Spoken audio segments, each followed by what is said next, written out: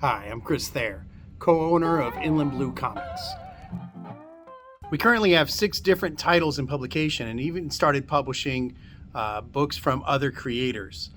And we've learned a lot about the comic business over the last, I don't know how long, almost entirely by trial and error. If we knew then what we know now, I don't know if we would have done this. It's been a hell of a lot of work and time and money. There have been times we wanted to strangle each other, but it's also been one of the most rewarding times of my life. Obviously, it all starts with a book. For us, it was Grace.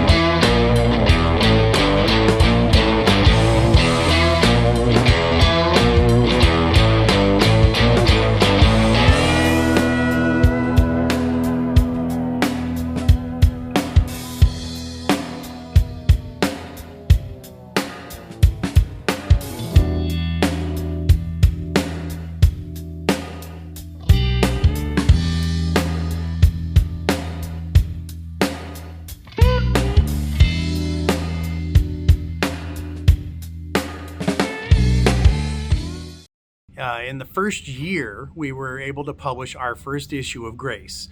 It took a year. We packed our boxes of books and a couple of t-shirts, and we went to our first convention, which was WonderCon in Anaheim, California, which is still one of our favorite shows. We set up the booth, we laid out our comic on the table, and then we waited for people to rush over and buy their copies. Of course, no one wanted our comic. At least no one knew that they wanted it yet. The first day we sold 9 copies. 9. I think out of sheer frustration, we changed our game plan. Both of us being theater people, Ron and I started actively engaging people as they walked by. I mean, we were going to convince people that they needed Grace. Second day, we sold 42 copies. The third day, 45. All told, that first show, we moved almost 100 copies of our first comic. We did 2 more conventions that first year, and in all, we sold 250 copies of Grace. We were hooked. We published 2 issues the next year, and we're currently on pace to publish a trade paperback per year of each title. For the next couple of years, we did almost every local convention there was. Long Beach, LA, Palm Springs, Ontario. We even branched out and did some drivable shows in Las Vegas. But it wasn't until some friends of ours offered us their booth in Seattle that things really went into overdrive. We figured we were still a couple years from doing legit travel shows. It turns out that this trip to Seattle was exactly the push we needed to bump us up to the next level. We booked our flights, hotel rooms, a rental car. We took the plunge. Somehow it paid off. I mean, we went to our first major convention and we killed it. It could have been a financial disaster, but it wasn't. It proved to us that we could do these road shows and actually make some money in the process. Now, we go to most major conventions: New York, Chicago, New Orleans, Phoenix, Salt Lake, Kansas City, Dallas, Albuquerque, all over the country. Some of the big shows, like New York, are always great. Some of them are terrible. Some smaller shows are huge moneymakers. Sometimes how good they are changes from year to year. There's really no rhyme or reason to it. All you can do is show up, work your ass off, because as an independent publisher, it's never easy. You need to be able to take a hit and keep on going. I think that's almost every industry, but especially this industry. You need to be able to just you need to get up every time you're knocked down. And that's the only way you'll succeed.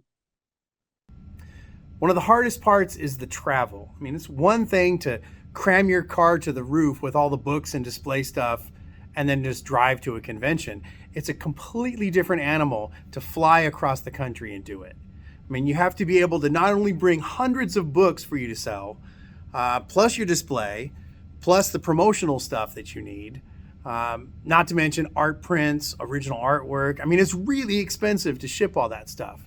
So what we do is we just jam as much as we can carry into suitcases, and then, you know, just enough clothes to make it through the trip. And maybe we end up buying a shirt somewhere at the convention. And the clothes become the padding to keep the books from getting damaged. You stuff it in around the books because TSA and baggage handlers, they start tossing your luggage around, and then you've ruined all your product.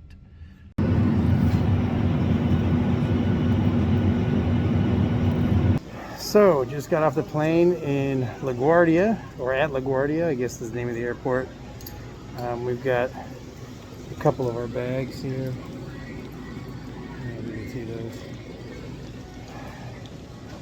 Waiting to go to baggage claim and pick up the rest of our bags. It's about 11 p.m. We left our area at 11 a.m. So it's been a long day traveling. So yeah, at least we're here. We made it.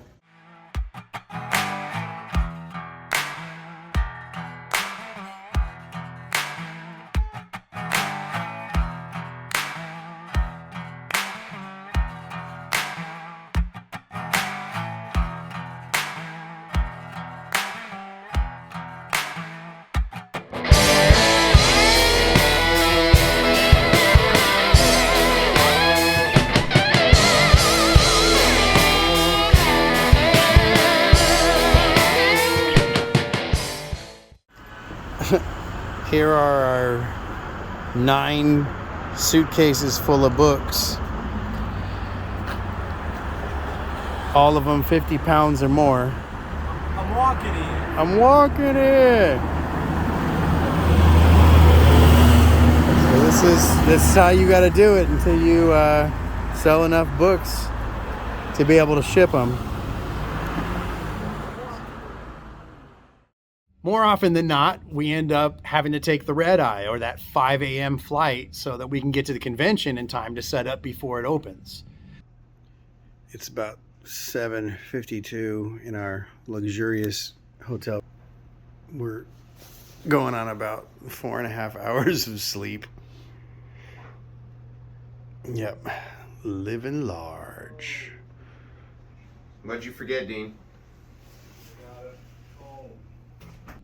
There's no 5-star hotels for us. I mean, hell, some of the places we stay, we're lucky if somebody wasn't stabbed in there at some point. That's all part of making the trip profitable. I mean, if you spend tons of money on nice hotels, you end up losing money on the trip. Sometimes we get lucky, but more often than not, we're lugging 50-pound suitcases up 3 flights of stairs to a room where we hope there won't be crackheads staying above us that keep us up all night. Yep, we are in Portland. It is a beautiful day out here today. Yeah. There's definitely going to be lots of people at the show today. We know one thing for sure. God hates Fan Expo Portland 2024. Just a little. One of the big drawbacks to traveling so much is it cuts into the amount of time that we actually have to work on new books. A lot of the time I'm on a plane, I'm drawing. I bring the tablet with me to just about every show that we fly to. We just can't afford to waste those hours that we spend in transit. We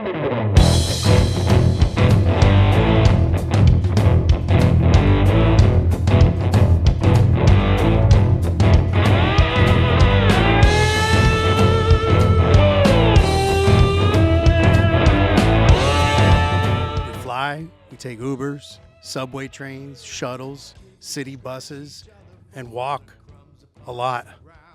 Often lugging 3 suitcases each, filled with 150 pounds of books, in freezing temperatures and in 100+ degree heat. But in spite of all that, it's allowed me to see a lot of new places that, if I'm being honest, I probably would never have gone. Though most days there isn't much time or energy left to go sightseeing. All right, so we're here a day early, kind of setting up. Let me flip around and give you a look at what's going on. So this is what the convention looks like before everybody's here. It's just a big warehouse is what it looks like. So yeah, we just loaded in all of our bags. Ron's actually carrying 2 more up the 2 sets of escalators, and everything is in the back of our booth.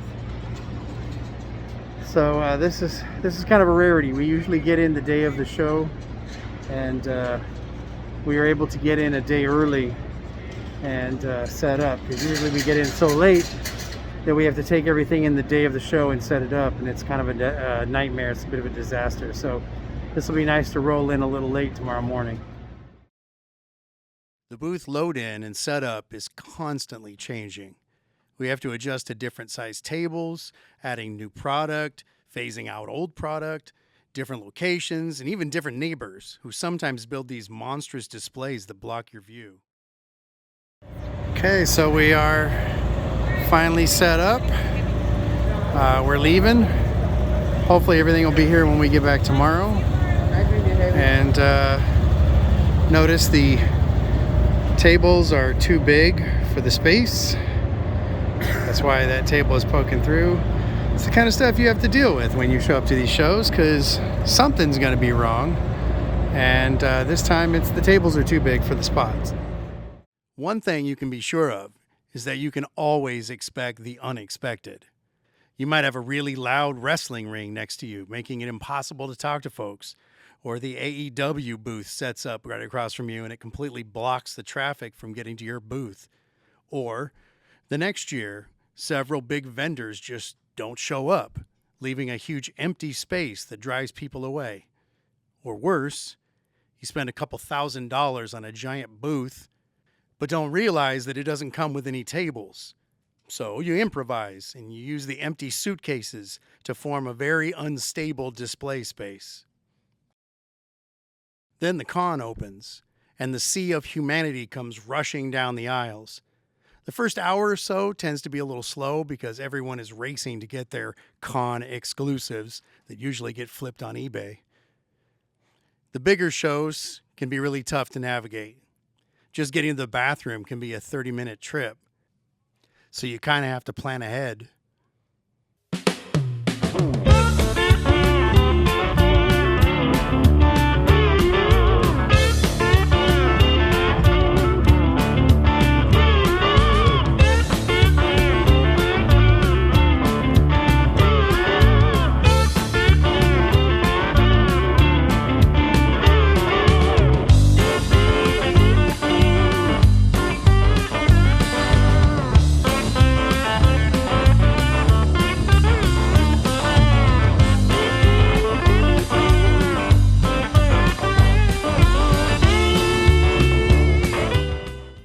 So we're on day 2 of the convention. Things were pretty slow yesterday, not a ton of sales, but there's about twice as many people here today, so that looks good for us. And I'll give you a peek at what it's like to do what we do. How you doing today? You guys comic readers at all? Not so well. You came to the right place. Yep. It's about that exciting. How you guys doing? Probably talk to, let's just say, give or take, and I never keep track of it, so I don't know, because I'm just one guy out there. But let's say talk to between 15 and 20 people an hour, and I maybe sell maybe 5 people or 10 people in that hour. If it's a bad show or if it's a bad hour, then that's just, you know, how it is. And I'll tell you this, here's what you guys didn't see. You saw me making sales, but you didn't see all the rejections I had to get in order to make those sales. And sometimes it just takes that time. But the best part about it, guys, is that if I can do it, you can absolutely do it. And there were a ton of creators, including Mr. Thayer, who sold out at that show of their own books. And that is called grit. That is putting yourself out there and constantly pushing and not giving up. And that's really what this is all about. If you are passionate about what you're doing, people will see that and they will want to support that, because that's what they're at Comic-Con to do. Fans of Dave Mustaine love our comic book. You guys look like you're searching for your new favorite comic right there. I'm curious at the bare minimum. I feel it. Comic book readers, unite. The hardest part of making sales at a convention is just getting people to stop. If you can do that, you have about a 5 to 10% chance of making a sale, depending on the show. It's not an overnight thing. It rarely is. It takes years and years of being, a starving artist to really make it. And even when you think you've made it, there's lots of frustrations. So, it's a grind. And if you're not 100% committed to that grind, then, then it's going to be hard for you. This is guerrilla business. So there's no rules, so to speak. There are rules, there's codes of conduct, but there's no rules into how you make your money. You do what you got to do. As long as it's legal and everything, but it's not necessarily by the book. The whole day is spent talking and talking and talking. It is exhausting. And then you get up in the morning and you do it all over again. 3, 4, sometimes 5 days in a row. Day 3, heading through the con. Crowd is much smaller today. Sorry. Let me flip around here and we get a look.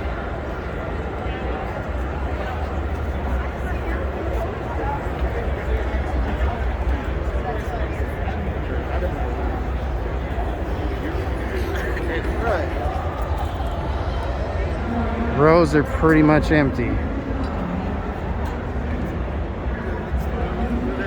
Only hope is that as the day goes on, people will come back this way. Just waiting for you. It's a job.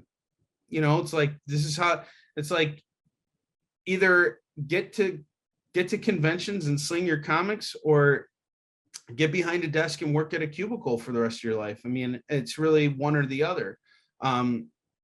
And for me, I've just never been I worked a 9-to-5 job for 10 years until I decided I'm not a 9-to-5 guy.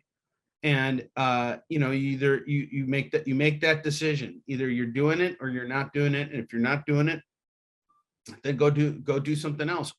When it's over, the last thing we want to do is talk. So we might go stop for a slice on the way back to the room, or if it was a really good day, go somewhere nice. Maybe hear some live music or watch people sing really bad karaoke. Maybe a little sightseeing. Anything but more talking. That's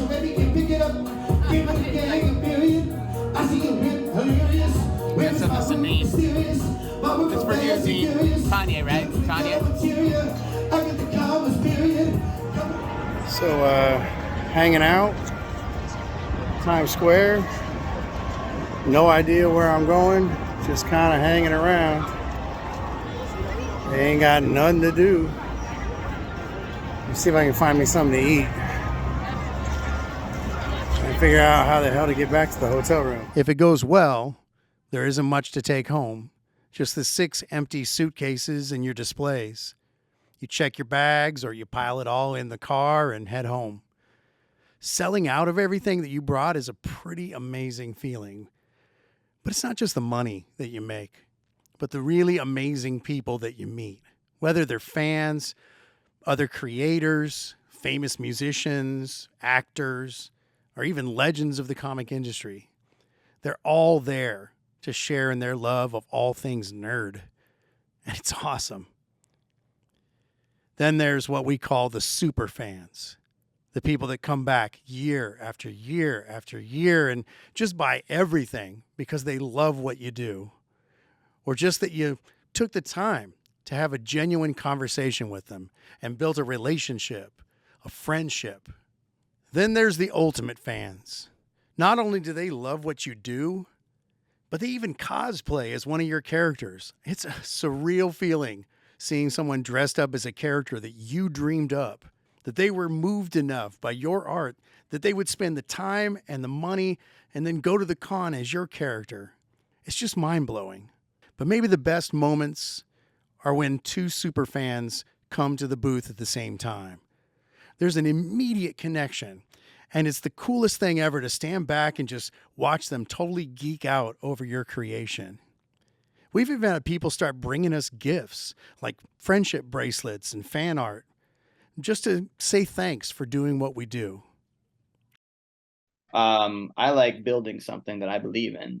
We put out a product. People like that product. We work with some awesome people. I believe in it. If I didn't, I'd be back. I trust me. It'd be much easier for me to be at a law firm. It's wild to look back and think that all this started with one little comic book.